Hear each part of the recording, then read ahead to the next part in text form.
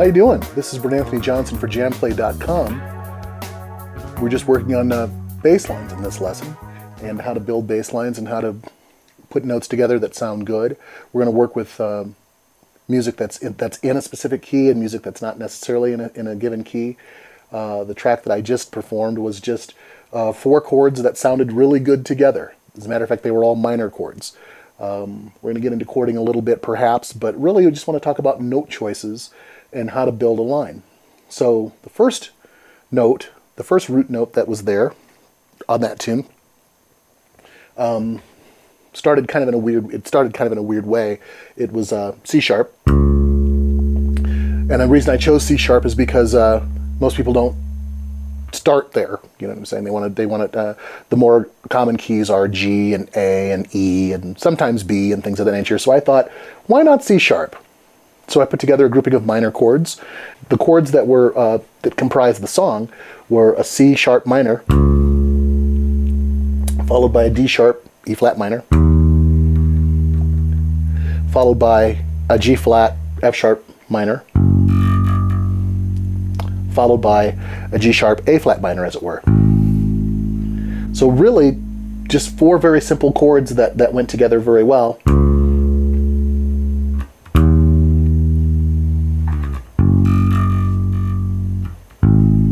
So those are the roots that we're dealing with. So in order to do that, I thought about, okay, those are minor chords. So the first thought, of course, is what comprises a minor chord? Well, the notes that comprise a minor chord are, you can base that off the minor scale if you'd like to. The notes of a C sharp minor scale would be C sharp, D sharp, E, F sharp, there it is again, G sharp,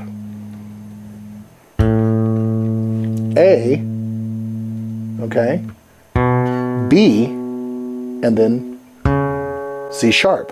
So you have that to work off of for the first chord.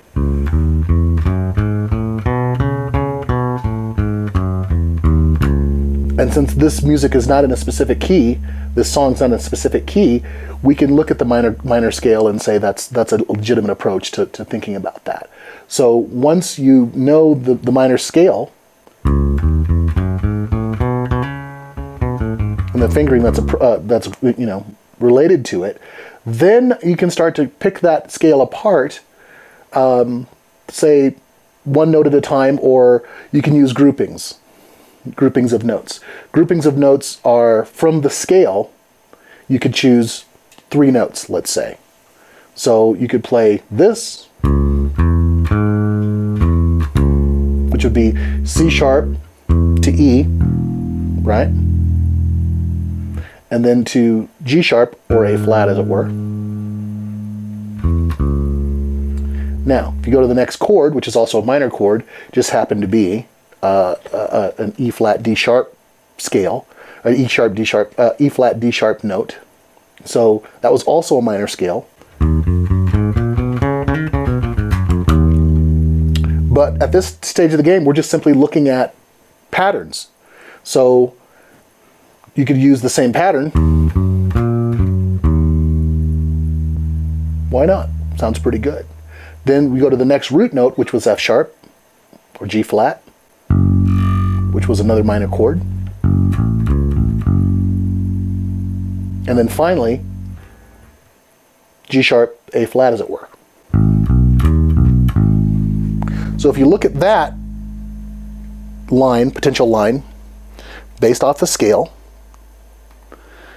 and you use it to build a functional bass line, this turns into pretty easy work.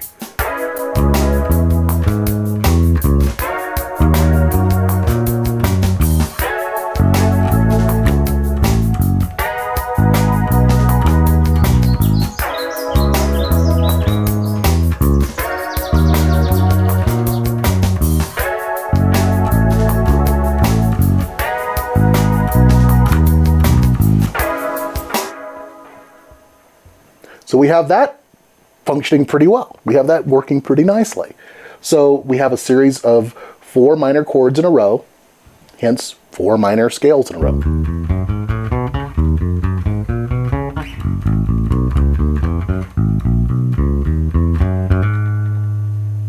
Okay, so since that's the case, we can use every note of that scale per each chord when it sounds. So when C sharp minor sounding, we can use all of that information, any one of those notes. As bass players, we're going to start using the root. So just as the scale is numbered 1, 2, 3, 4, 5, 6, 7 notes, and then you repeat that, and that's an octave, you can use any one of those 7 notes in the bass line. And just for the sake of simplicity, we'll start with the root note. So we can do this.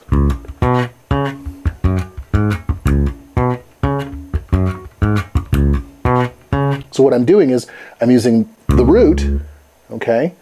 And then I'm using the 7th note of the minor scale, okay? In this case, it would be B. And then I'm using the octave, C sharp again, as it were. And then I'm kind of finding a way to put in this F sharp G flat note as well, and even the G sharp A flat note. So I've got this happening now.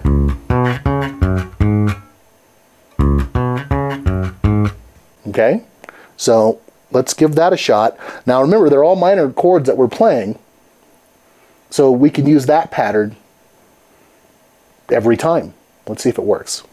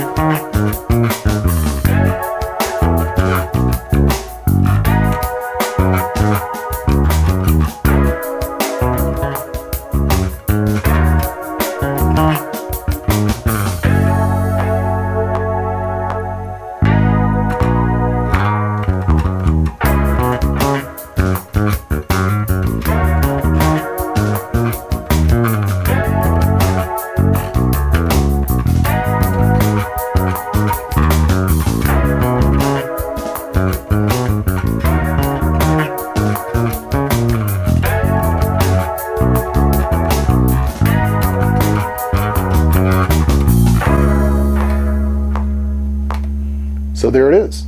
Now we've used the root, the 3rd note of the scale, or the minor 3rd, and the 5th, and we've also used the root, the minor 7th of the scale, the octave, right, the 4th, and the 5th. So at this point, we can have a line that uses each one of those aspects of the scale.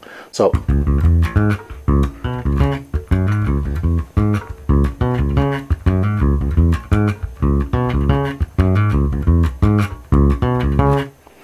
just because we're using the scale, and because it's a minor scale, each chord is a minor scale, then we can use that pattern over and over and sort of vary it a little bit. Now, one of the things I like to use a lot as a device for coming up with bass lines is to take the 7th of the scale,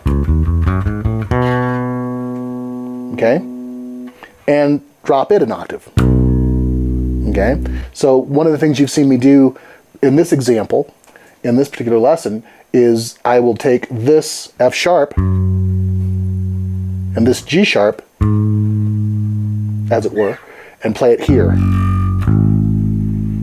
Just drop it down an octave.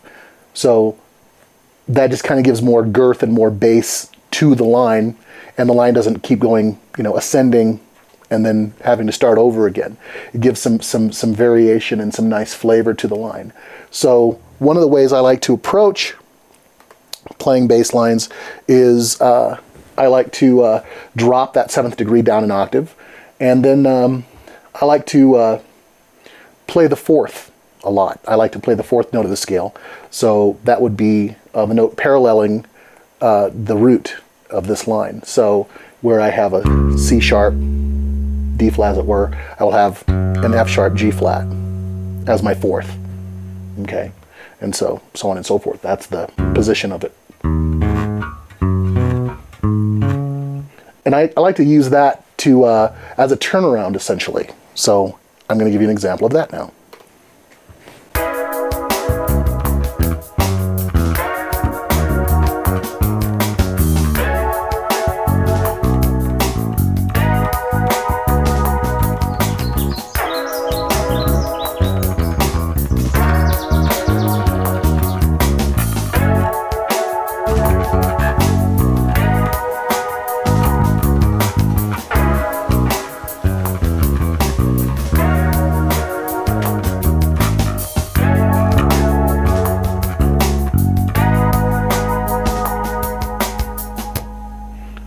There's an example of using that.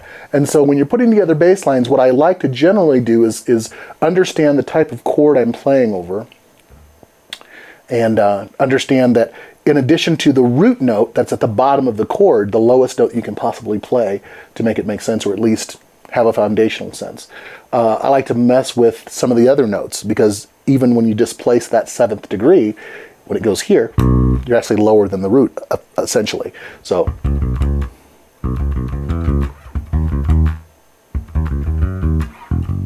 that sort of thing. So when I drop lower, of course, I'm using my E string function with my F sharp here and my G sharp here. I'm not using a 7th. I'm not playing the E, though it's a great idea. You can certainly do that. That's not out of bounds by any stretch of the imagination. So at that point, you can start to look at fills and other aspects of the chord that's being highlighted there. There's some upper partials, you know, beyond the 7 notes, or at least it's just the compounded 7 notes of the scale in addition. So as you know, all scales infinitely go lower than you can hear and infinitely go higher than you can hear. So think about those things as you're playing the information on your instrument, and have fun with it. Definitely take your time and learn and hear what feels good to you. All right? Take care. See you again on JamPlay.com.